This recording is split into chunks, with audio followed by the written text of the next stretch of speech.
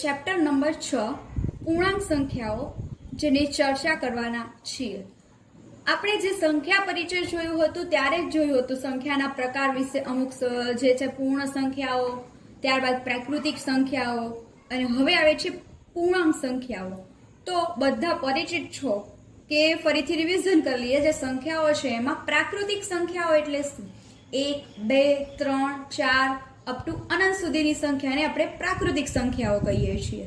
ત્યારબાદ આપણે જોયું હતું ચેપ્ટર નંબર 2 પૂર્ણ સંખ્યાઓ। પૂર્ણ સંખ્યાઓ એટલે શું? કે જેમાં 0 વત્તા પ્રાકૃતિક સંખ્યા એટલે કે 0, 1, 2, 3, 4 નો જે સમાવેશ થાય તો આવી સંખ્યાને કહેવાય પૂર્ણ સંખ્યાઓ, બરાબર છે। અને ત્યારબાદ આવે છે પૂર્ણાંક સંખ્યાઓ। તો પૂર્ણાંક સંખ્યાઓ એટલે શું? કે જેમાં ધન પૂર્ણાંક, ઋણ પૂર્ણાંક અને 0 આ ત્રણ સંખ્યાઓથી બનતો સમૂહ જેને કહેવાય પૂર્ણાંક સંખ્યાઓ, જેની ચર્ચા આપણે આ ચેપ્ટરમાં કરવાના છીએ। તો શીખવાનું શું છે આ ચેપ્ટરમાં? કે પૂર્ણાંક સંખ્યાઓના સરવાળા, બાદબાકી, ત્યારબાદ સંખ્યા રેખાનો ઉપયોગ કરીને પણ પૂર્ણાંક સંખ્યાઓના સરવાળા અને બાદબાકી જેનો પરિચય આપણે આ ચેપ્ટરમાં કરવાના છીએ। ઓકે, ચલો। તો જે પૂર્ણાંક સંખ્યાઓ આપણે જેમ સંખ્યા રેખા પૂર્ણ સંખ્યાઓ માટે જોઈ હતી કે 0 છે એની જમણી બાજુ બધા જ ધન પૂર્ણાંકો 1, 2, 3, 4 એમ મૂકીએ છીએ, બરાબર છે। તો પૂર્ણાંક સંખ્યાઓ માટે પણ સંખ્યા રેખા જોવાની છે આપણે આ ચેપ્ટરમાં। તો પૂર્ણાંક સંખ્યાઓ માટે સંખ્યા રેખા કઈ રીતે ડ્રો કરી શકાશે? 0 ની જમણી બાજુ ધન પૂર્ણાંકો અને 0 ની ડાબી બાજુ ઋણ પૂર્ણાંકો દર્શાવવામાં આવે છે, બરાબર છે। તો આપણે મુદ્દા વાઇઝ જોતા જઈએ બધું। પૂર્ણાંક સંખ્યાઓ એટલે કે ઋણ પૂર્ણાંક, શૂન્ય અને ધન પૂર્ણાંકોનો જે સમાવેશ થતો હોય એવા સમૂહને કહેવાય પૂર્ણાંક સંખ્યાઓ। ઓકે, નેક્સ્ટ છે કે ઋણ પૂર્ણ સંખ્યાઓ, શૂન્ય અને ધન પૂર્ણ સંખ્યાઓ મળીને પૂર્ણાંકો બને છે, આપણે કીધું એમ જ। ઓકે, ત્યાર છે સંખ્યા રેખા ઉપર કોઈ પૂર્ણાંકની જમણી બાજુનો પૂર્ણાંક મોટો હોય છે। તો પહેલા આપણે સંખ્યા રેખા ઉપર કઈ રીતે નિરૂપણ કરી શકાય એ જોઈએ। અહીંયા નીચે સંખ્યા રેખા મેં દોરેલી છે, જો અહીંયા સંખ્યા રેખા પર પૂર્ણાંકોનું નિરૂપણ, પૂર્ણાંકો એટલે ઋણ પૂર્ણાંકો, શૂન્ય અને ધન પૂર્ણાંકો। અહીંયા સંખ્યા રેખા દોરી છે, એ રેખા ઉપર કેટલાક પૂર્ણાંકો દર્શાવેલા છે જેને સંખ્યા રેખા કહીશું। વચ્ચે કોઈ પણ જગ્યા પર 0 દર્શાવવાનો, 0 ની જમણી બાજુ 1, 2, 3, 4, 5 અહીંયા ડોટ ડોટ આવ્યા જ કરે કોઈ પણ અંક। તો આ જે છે એ બધા શું છે? ધન પૂર્ણાંકો। અને 0 ની ડાબી બાજુ છે -1, -2, -3, -4 આ બધા છે ઋણ પૂર્ણાંકો છે, એટલે કે હું કહી શકું ધન પૂર્ણાંકો શૂન્યની જમણી બાજુ આવશે, ઋણ પૂર્ણાંકો શૂન્યની ડાબી બાજુ આવશે, બરાબર છે। જ્યારે પૂર્ણ સંખ્યાઓમાં આપણે એક ડાયરેક્ટ જ રેખા દોરી દેતા હતા સંખ્યા રેખા, એના પર 0, 1, 2, 3 અપ ટુ ડોટ બધા કરી દેતા હતા સંખ્યાનું, પૂર્ણ સંખ્યાનું નિરૂપણ। પણ અહીંયા 0 ની ડાબી બાજુ ઋણ સંખ્યાઓ, 0 ની જમણી બાજુ ધન સંખ્યાઓ એટલે કે ધન પૂર્ણાંકોનું નિરૂપણ કરવામાં આવે છે। તો સંખ્યા રેખા ઉપર કોઈ પણ આપણે મુદ્દો જોયો, કોઈ પણ પૂર્ણાંકની જમણી બાજુનો પૂર્ણાંક મોટો હોય છે। હવે જમણી બાજુ એટલે આ બાજુ આપણે જવાનું છે, તો 2 ની જમણી બાજુ જોઈએ તો એ 2 કરતા બધા જ પૂર્ણાંકો કેવા આવશે? મોટા આવશે। એ જ રીતે હું 3 છે, 3 ની જમણી બાજુ 4 છે, તો હું કહી શકું 3 કરતા 4 મોટા છે।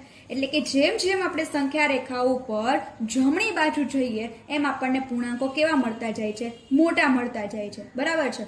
તો અહીંયા હું આવી રીતે પણ કહી શકું, જેવું આપણે ધન પૂર્ણાંક માટે જોયું એ માટે ઋણ પૂર્ણાંક માટે પણ જોઈ શકું કે -4, -3, -2, -1 આ રીતે આપણે સંખ્યા રેખા પર નિરૂપણ કરેલા છે ઋણ સંખ્યાઓ। એમને કીધું એમ કે જેમ જમણી બાજુ જઈએ એમ આપણને કેવી રીતે મોટા પૂર્ણાંકો મળતા જઈએ। તો -4 ની જમણી બાજુ -3 છે, તો હું કહી શકું -4 કરતા -3 મોટા છે, બરાબર છે। આપણે જ્યારે ધન સંખ્યાઓમાં જોઈએ છીએ કે 3 અને 4 માં 4 મોટા છે, પણ ઋણમાં માઇનસ સાઇન લાગે એટલે એનાથી ઓપોઝિટ, જે નાની સંખ્યા હોય મોટી, મોટી સંખ્યા હોય નાની, જ્યારે આગળ માઇનસ ચિહ્ન હોય ત્યારે। એટલે કે જો -3 ની જમણી બાજુ -2 છે, તો હું કહી શકું -3 કરતા -2 મોટા છે, બરાબર છે। એટલે ઇન શોર્ટ કહેવાનો શું છે આપણો મુદ્દો? કે સંખ્યા રેખા ઉપર કોઈ પણ પૂર્ણાંકની જમણી બાજુનો પૂર્ણાંક કેવો હોય છે? મોટો હોય છે।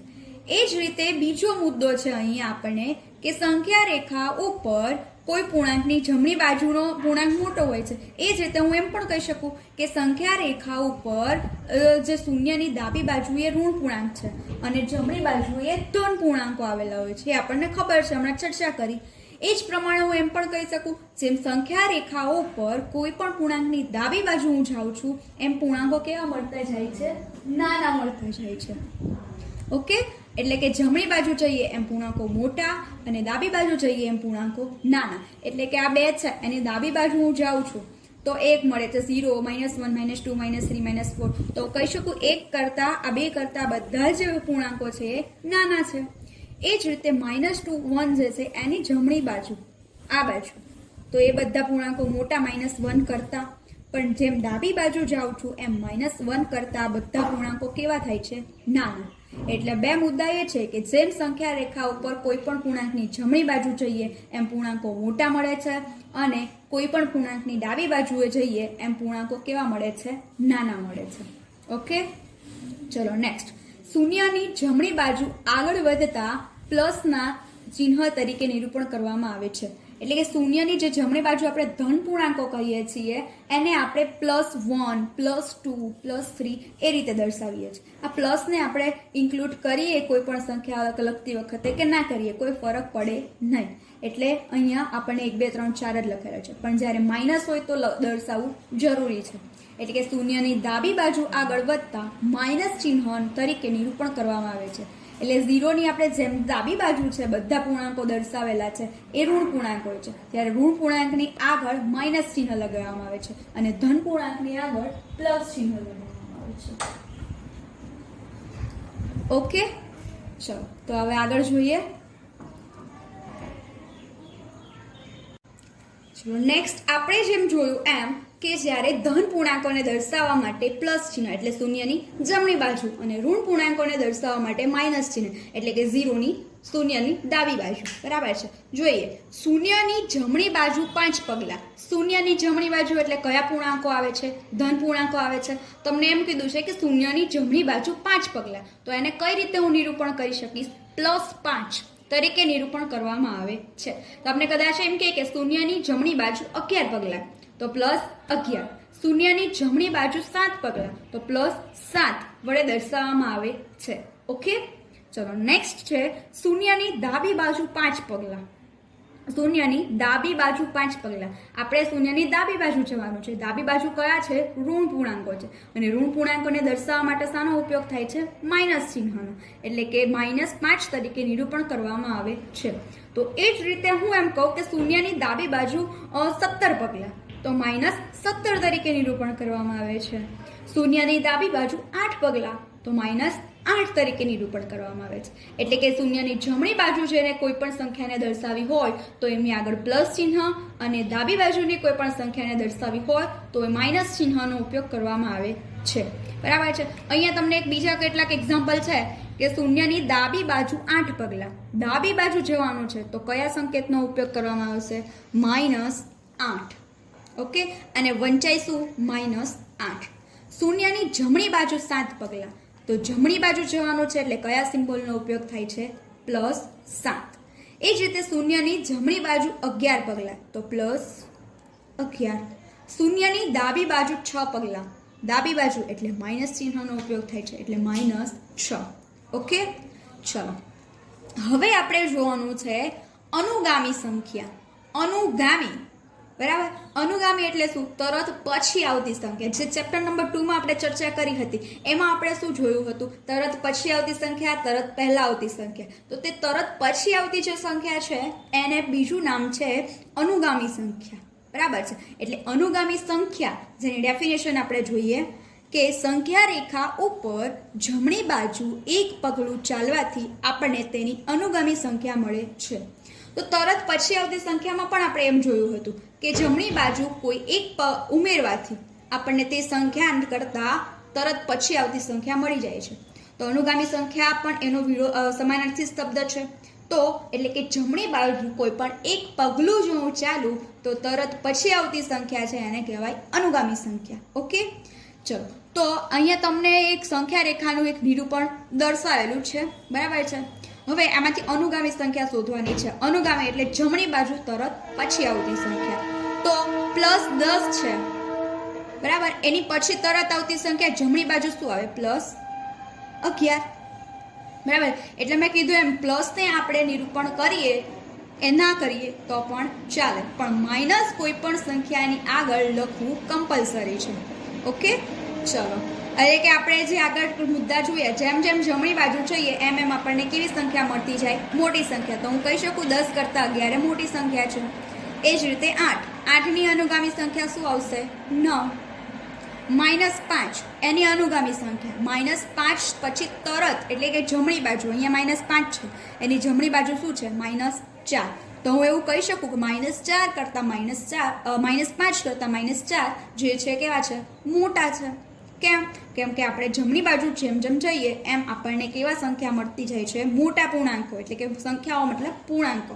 ઓકે, -3. -3ની જમણી બાજુ -2, એટલે હું -3 કરતાં -2 કેવા છે? મોટા છે. 0ની તરત અનુગામી સંખ્યા શું છે? 1. 7ની અનુગામી સંખ્યા શું છે? 8. -9ની અનુગામી સંખ્યા -8. બરાબર છે. અનુગામી સંખ્યા એટલે કે જમણી બાજુ એક પગલું ચાલવાથી મળતી સંખ્યા, જેને અનુગામી સંખ્યા કહેવામાં આવે છે. એટલે કોઈ પણ પૂર્ણાંકોની અનુગામી સંખ્યા શોધવાની હોય તો એ અનુગામી સંખ્યા જે મળે છે એ આપેલા પૂર્ણાંક કરતાં કેવી હોય છે? મોટી. ઓકે, ચલો નેક્સ્ટ જોઈએ પુરોગામી સંખ્યા. પુરોગામી સંખ્યા એટલે કે સંખ્યા રેખા ઉપર ડાબી બાજુ ફક્ત એક ડગલું ચાલવામાં આવે તો આપણને પુરોગામી સંખ્યા મળે છે. ઓકે, એટલે સંખ્યા રેખા ઉપર ડાબી બાજુ ચાલવાનો છે આપણને એક જ ડગલું, તો જે સંખ્યા મળે છે એને આપેલી પૂર્ણાંક સંખ્યાની પુરોગામી સંખ્યા. આપણે જોયું હતું કે તરત પહેલાની સંખ્યા એટલે એક બાદ કરતા, તો એ જ વસ્તુ છે અહીંયા પુરોગામી, એટલે કે એક ડગલું ડાબી બાજુ. તો એના કેટલાક એક્ઝામ્પલ લઈએ. હવે 10 છે, 10ની એક ડગલું ડાબી બાજુ તો શું મળે? 9 મળશે. એ જ રીતે 8 છે, 8ની એક ડગલું ડાબી બાજુ, એ તમે સંખ્યા રેખાને બાજુ પર મૂકીને આ કરવાની ટ્રાય કરવાની એટલે તરત મળી જશે. ઓકે, 8ની તરત એક ડગલું ડાબી બાજુ એટલે 7 મળશે. -5ની પુરોગામી સંખ્યા. પુરોગામી સંખ્યા તે એક ડગલું ડાબી બાજુ. સંખ્યા રેખા પર તમે જોશો તો -5ની ડાબી બાજુ એક ડગલું -6 મળશે. આપણે જોયું એમ ડાબી બાજુ જેમ જઈએ એમ આપણને આપેલ પૂર્ણાંક કરતાં કેવી સંખ્યા મળતી જાય? બધી નાની સંખ્યા. તો હું કહી શકું -5 કરતાં -6 એ નાની સંખ્યા છે. ઓકે, ચલો એ જ રીતે -7 તો મને શું મળશે? -8. 0ની ડાબી બાજુ એક ડગલું એટલે -1. 0ની પુરોગામી સંખ્યા -1 મળે. એ જ રીતે 3ની પુરોગામી સંખ્યા શું મળશે? એક ડગલું ડાબી બાજુ તો શું મળશે મને? 2. ઓકે, પુરોગામી સંખ્યા અને અનુગામી સંખ્યા વિશે તમને ખ્યાલ આવી ગયો હશે. ચલો તો નેક્સ્ટ ઉદાહરણ છે આપણે -3 પર એક ગેમ ટાઈપનું જ છે. તમે તમારી રીતે કેવી રીતે, ધારો કે આપણે એક તોરણ કહીએ એમ, જેને ક્રિએટિવિટી કરવાનો શોખ હશે, બરાબર છે, એ બાળકોએ શું કરવાનું રહેશે? કોઈ એક તમારે કાર્ડ પેપર લેવાનું છે, ત્યારબાદ એના ઉપર તમારે તોરણ ટાઈપનું, કોઈને ઈચ્છા થશે કોઈ કાર્ટૂન ટાઈપનું, એ રીતે તમારે સંખ્યા રેખા તમારા પેરેન્ટ્સની મદદથી બનાવવાની છે, જેને ઈચ્છા હોય એને. બરાબર છે, એક તોરણ ટાઈપનું બનાવી અને નીચે થોડાક બોક્સ બનાવી દેવાના અને એમાં તમારે સંખ્યા રેખા પર જે પૂર્ણાંકોનું આપણે નિરૂપણ કરીએ છીએ એ બોક્સમાં તમારે આ પૂર્ણાંકોનું નિરૂપણ કરી દેવાનું છે. બરાબર છે. ચલો તો -3 પર એક બટન મૂકવામાં આવ્યું છે. -9 પર પહોંચવા માટે કઈ દિશા તરફ અને કેટલા પગલાં ચાલવું પડશે? તો મને એમ જ તો સમજ પડશે નહીં. તો એના માટે હું શું કરીશ? સંખ્યા રેખા દોરીશ. ઓકે, ચલો સંખ્યા રેખા આપણે દોરીએ.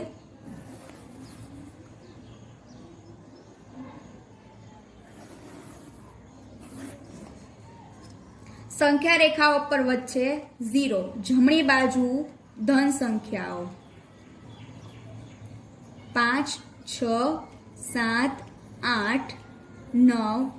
ઓકે, અને ડાબી બાજુ ઋણ સંખ્યાઓ -1, -2, -3, -4, -5, -6, -7, -8. ઓકે, ચલો તો -3 ઉપર બટન એટલે અહીંયા એક બટન છે, માની લઈએ આપણે.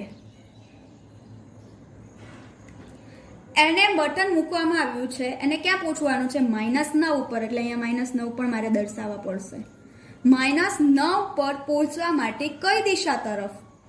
એ -3 ઉપર એક બટન છે, એને -9 પર પહોંચવાનું છે, એટલે એને કઈ દિશા તરફ જવાનું રહેશે? ડાબી તરફ જવાનું રહેશે. બરાબર છે. અને કેટલા પગલા ચાલવાનું રહેશે? તો આપણે પગલા પણ કાઉન્ટ કરવા પડશે. આ 1, આ 2, આ 3, 4, 5 અને 6.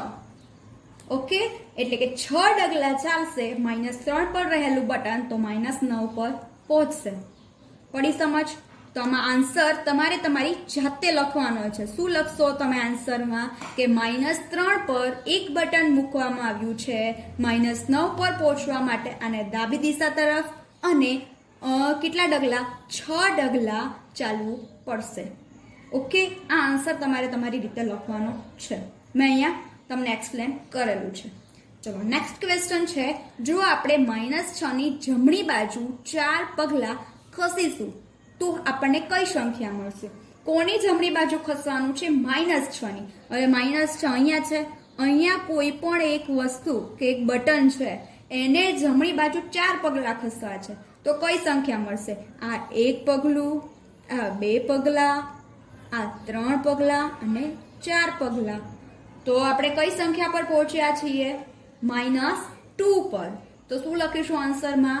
જો આપણે -6 ની જમણી બાજુ 4 પગલા ખસીશું તો આપણને -2 મળશે. ઓકે, ચલો તો અહીંયા આનો આન્સર પણ તમારે જાતે લખવાનો છે. મેં એક્સપ્લેન કર્યો છે. તો આ બંનેના આન્સર તમારે નીચે લખવાના છે. અને બીજું આજનું હોમવર્ક છે, જેને ક્રિએટિવિટીનો શોખ હશે એ તમારે તમારી જાતે આ સંખ્યા રેખા, પૂર્ણાંક સંખ્યા રેખા દર્શાવતું કોઈ તોરણ યા તો કોઈ કાર્ટૂનના મેપ વાળું આવી રીતે કોઈ પણ તમારે સંખ્યા રેખા દર્શાવતું તોરણ બનાવવાનું રહેશે. ઓકે, ચલો ગુડ બાય.